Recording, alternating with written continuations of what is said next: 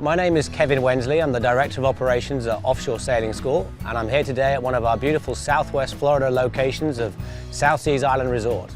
And today we're going to talk a little bit about furling systems. Most modern cruising yachts will have Jib or Genoa furling sails. Some even have furling mainsails that go into the boom or into the mast. The jib furler is a very simple piece of equipment and usually robust enough to handle use in some of the worst weather. However, continuous use in stressful conditions will lead to excessive wear and ultimately gear failure, not to mention increasing the workload of the crew member designated to operate the system. Here are a couple of tips for ensuring your crew and equipment are not overly worked. When unfurling the jib, try and do this on a reach that allows the wind to help bring the sail out. Keeping a little tension on the furling line will also reduce the risk of an override.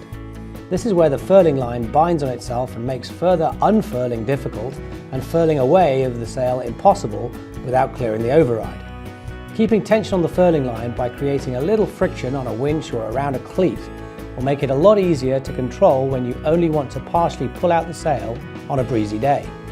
Here's a technique for rolling up the jib that I often see go unused, which will significantly reduce the wear on equipment, impact on the rig, and generally allow your crew to roll up or reduce sail area without resorting to winching.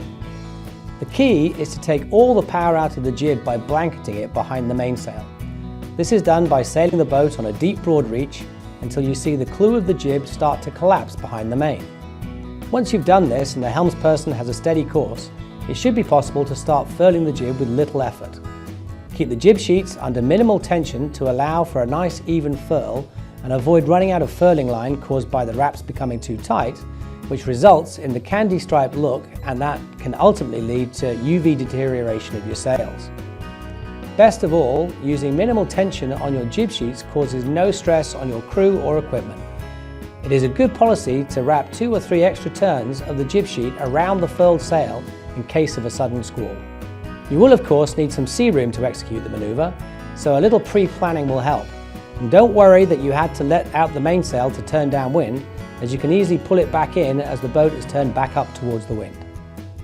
And there you have a great technique for furling away your jib or Genoa, making sure that it's nice and easy on the crew and it looks great when it's finished.